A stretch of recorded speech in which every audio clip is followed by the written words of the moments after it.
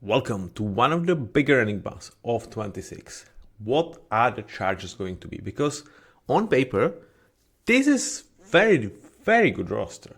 And I feel like they could sneakily go and win a Super Bowl. At the same time, nobody's going to believe that because of if man, Justin Herbert in playoffs is just not good. And losing Jesse Minter. On top of that, you add Broncos in the peak of their window and Chiefs wanting to be Chiefs again. Yeah, they are in for an interesting season, and it's going to start with the draft. Let's break it down. If you are new to here is just my quick rundown. If you want to dig deeper and support the channel, stay with me for the next 15 minutes because we are going to talk Chargers. Now, we start with a QB room. Justin Herbert, as much as a lot of people are like, yeah, if man, etc., he was actually damn freaking impressive in the regular season. In the playoffs, it was not the same thing, so he needs to overcome these demons of his. But we have seen guys do it in the past, and just last year, one guy that was thought never can win a big game just won a Super Bowl. And it's not just because of his defense, he was legit amazing, not making any mistake across the entirety of the playoff. At the same time, was absolutely taking over the game versus Rams. That was Sam Darn. So, thinking Justin, you are in really damn good hands. In terms of backup situation, can we justify spending a pick there? There's still a project in Trey Lance, so depending on how they feel about him, they don't necessarily have like the veteran backup. So I actually sneakily really like this spot for Carson Beck because like I don't think Carson Beck has a starting potential in the league, but he's been in a lot of tough games.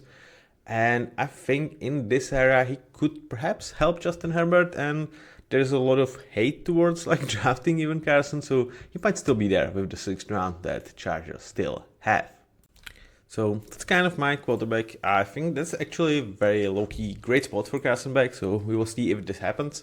Now let's move towards what could absolutely help any great quarterback, and that's run game. They have invested highly in Omarion and Hampton last year, and I would say it was an up and down season, but at the same time I feel like we've seen why they invested first round in him, and if he can stay healthy, I think he's going to be a true threat and really nice RB1. Behind him, you have GMaty-NFL, who is a guy that this team kind of given up on twice already. And every time, like when he gets an opportunity, he's actually damn freaking good. So I really like him as an RB2. Plus, adding Keaton Mitchell, big play threat that never was able to stay healthy with the Ravens, is interesting. Like as a third RB, why the hell not? So the room does not need to be touched. With wide receivers, that's more of a question because Ladd McConkey, the second year was not as good as the first one. At the same time, it was not like shit. You could have Brian Thomas Jr. second year over that, or like second part of Emeka Egbuka's rookie year. Ladd McConkey was still a damn good. Is he necessarily the alpha, the one right now? I don't think so. That there is still potential for that. And you have a couple of still other young pieces. They are not paying any wide receiver, if I'm not mistaken. And a lot of people are like, well, they should address this, and I'm of the opinion of actually not. I think Quentin Johnston has really bad rep, and yes, he's not returning first round value, but at the same time, he's not a dog shit. He's solid wide receiver 3. Trey Harris, I like some of the showings he showed last year, and Keandre Lambert-Smith, very much the same. So for a team that's imaginingly wanting to run the ball much more, that that this young core of wide receivers, I don't necessarily think you need to address. Like if they are on the market, for example, for AJ Brown, I would absolutely like it. Like if you actually even like push him to play more heavy in terms of run defense or like run protection, like he could be great addition to this room if he's like straight up focused.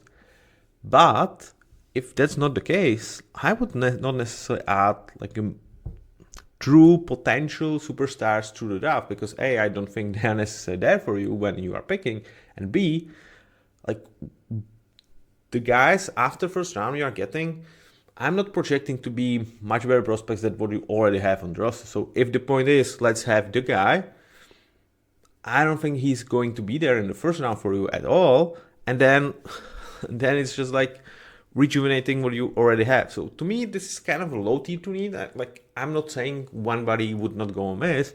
I'm saying I would rather it to be like the third round kind of a guy to compete with Trey Harris, to compete with Kenton Johnson. Not looking for that alpha to this room. So that's just my opinion. Let me know what you think on this one. I am in awe of this tight end room. Like, to me, and this is probably one of the craziest takes that I have, I feel like this could be a top 5 tight end room at the end of 26. I'm really a huge fan of both Charlie Carr, I'm sorry. Like, I'm bad with names, so, Ravens, tight end, they are different. They are very different. Charlie Carr is much more of a blocker. Isaiah Likely much more of a receiving type of tight end. Charlie Carr and Orlando Goodson, I think they are great pairing, and I am really excited to see them.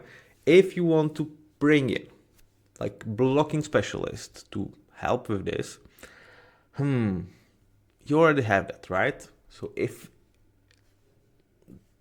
that doesn't make necessary sense, and like, if you are going for that receiving top guy, if like a lot of people are like, well, perhaps getting on Sadik here, and I'm like, dude, why would we just like crash what Orlando Goldstein is creating here? And we have seen it in the past. Tyler Algier, and you draft Bijan Robinson. We might see it with Bill Krosky-Merritt drafting Jeremiah Love. So, like, if the prospect is transcending, I get it, but I don't necessarily think Sadiq is. So, to me, this is room that I would just leave absolutely untouched in the draft, unless we're talking 5th, 6th round, like, really specialist for what you need out of the guy. So that's just my take on this room. Shifting towards the offensive line, what has been their undoing of last season? Because these two guys could not stay healthy. And like, I see a lot of teams or like a lot of mock drafts actually have them taking a tackle quite high because of the possibility of Rashawn Slater and Joey Alt not staying healthy. Or there is even some like perhaps Rashawn Slater moves to the guard. Like, this is kind of all that I'm like, no. At the same time, I understand the concerns. And like, people are just, in my eyes, too down on Trey Pipkins. Like, he's not the starter, but like, as your swing tackle, he is fine. It's just like, because you've lost both of these guys and he was kind of the main tackle, he got a really bad rap last year. Was like, oh my god, he's so atrocious. He's not so freaking atrocious. It's like if he is the worst part of your offensive line, you can get by. If he's there for 2 weeks, you can absolutely get by. If you need to start him 15 weeks, it's a problem. So I feel like this room is fine, absolutely fine, and you have to start. Another room that like we have talked in the past, if there is day 3 type of a prospect that has no traits whatsoever, like no upswing, no upside, but is right now very solid and has like this desire for the game, and especially if he loves to block, if he like is a big head of that sort, I would love him here as the third tackle behind these two guys for years to come, because that's how I would approach these rooms where I have 2 clear starting tackles for years, and I just want a guy to be there in the room, going in for like 1-2 games and clearly just loving football. That's my, I don't need traits. Like, obviously he needs to have some measurements, but no upswing in my opinion. Interior, that's a much different conversation, because right now it's workable. You have bring Tyler Biadasz, they trust him as the center of perhaps not the future, but of the future. But beside him, it's Cole Strange, Trevor Penning, and Ben Cleveland. I'm actually low-key kind of alright starting Ben Cleveland, but Trevor Penning and Cole Strange, definitely a question. Now, I only have this as tier 2 need, which might surprise a lot of people. And it is because I took the whole interior as one. If we are really separating, I think center is clear tier 3. They have addressed this. But the guard is tier 1, man. Like, it's patched. I think a team that wants to run the ball, wants to protect Justin Herbert, just needs to invest here. And I think they will be in a really, really good spot come draft, because I think there is going to be some interesting names waiting for them in the first round, especially for this position.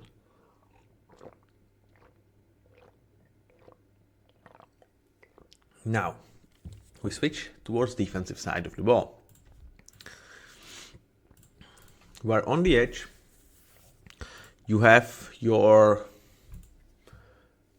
aging like a fine wine veteran in Khalil Mack. And he is still an incredible number one edge. He truly is. I have mad respect for him because it felt like he was on downward trajectory and really bring himself back to the top, 34 years of age and older. Incredible job. At the same time, with him, you really think year by year. Is he going to be back for next season? This one was very much a question. And with that in mind, you have Tuli, but pretty much nobody behind it. It's time to start building this up because, okay, Tuli, I think he so far showed to be nice edge free. If he's your edge 2 opposite to Khalil Mack, you can get by. You are not necessarily super excited about it. And the third one right now is Bud Dupree.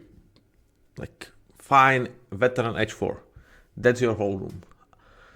Tier 2 need only because it's workable. It's absolutely workable for 26. But man, they need to start rebuilding this one.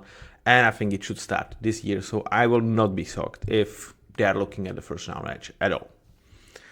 Shifting towards the interior, the conversation is slightly more interesting and better from their point of view, at least in my eyes.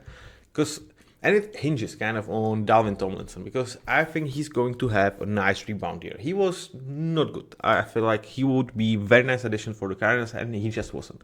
The question is, how much was it the team was kind of falling apart, nothing was working, Kyler Murray went down, there was a clear Jonathan Gannon is probably out and he's probably still back. It was weird with Cardinals and was pretty much from week, they have won the first 2 and then they went on losing streak. So perhaps there is slight chance that he was slightly checked out of that. You can give player shit of well, you are getting paid by this organization, you should absolutely, show your best. But if the organization does not necessarily do the best and shows you the best opposite, perhaps it's we shut down a better QB, etc. And you are of certain age, especially well, perhaps you give it 90% to preserve your body for 1 more year. And I love competition. I love guys that can compete and they just will do everything that they possibly can.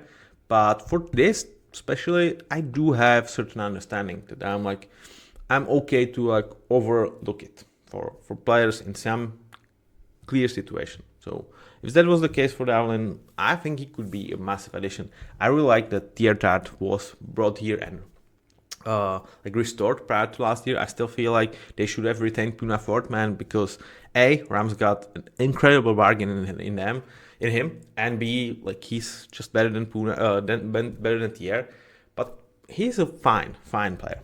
Jamari Caldwell and Justin Baby still sort of recent developmental pieces that they have brought here.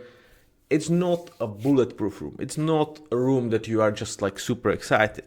At the same time, I would not call it dire need. So kind of a high tier 3, low tier 2, where all right, let's bring another body, definitely. How high? Depends probably more on the board rather than on us. Shifting towards more of a backend of this defense, well, it's more of a midfield. Dan Henley, I was hoping that 25 last year with Jesse Minter would be, oh my god, he emerges as top 7 linebacker in the league. It did not happen. If anything, he was slightly underwhelming last year. I'm fine with him going as my LP1. But the problem is the room has not too much hope after that. With Denzel Perryman and Troy Dye, you can get by as your LB2s. But I'm kind of missing that potential for something better to groom in this room, because from what I'm hearing, Junior Colson is on verge of being cut rather than actually looking for a breakout, which is really sad.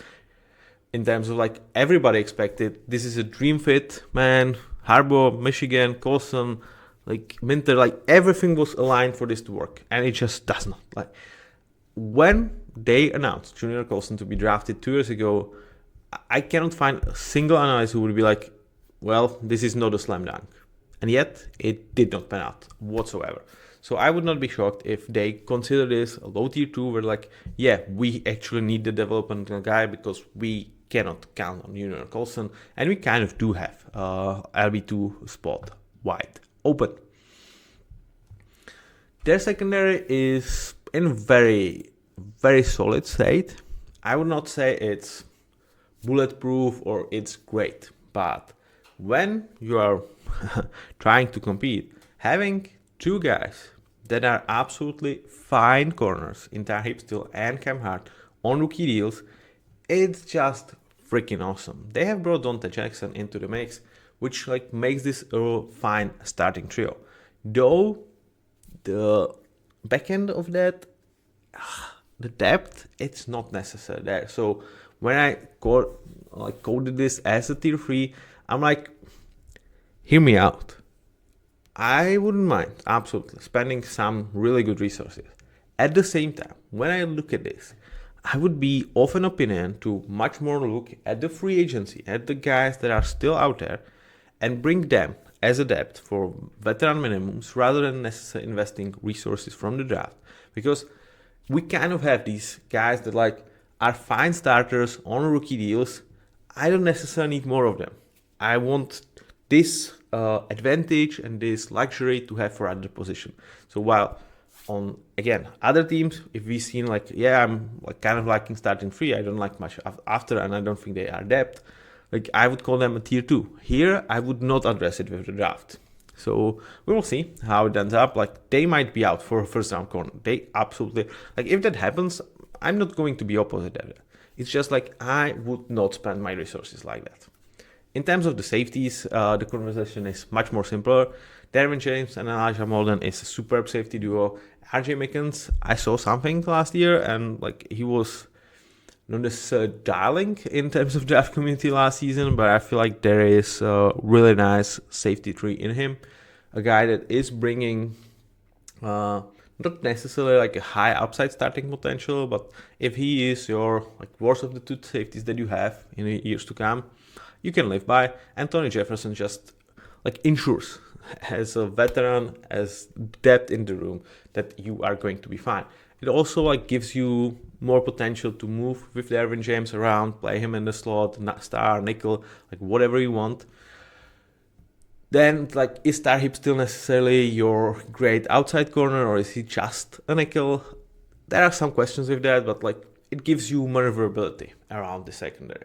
So I am much more of an opinion, rather than spend draft capital here, I would still look at the cracks in terms of free agents that are still out there and brought them as a depth and potentially competition for guys like Dante Jackson. Thank you very much. This was your Chargers. A team that I can see winning a Super Bowl in 26, but at the same time, I can see them missing the playoffs, and I can see them losing 0-30 in the playoffs. So wildest outcome for the Chargers. Thank you, and see you with the next one.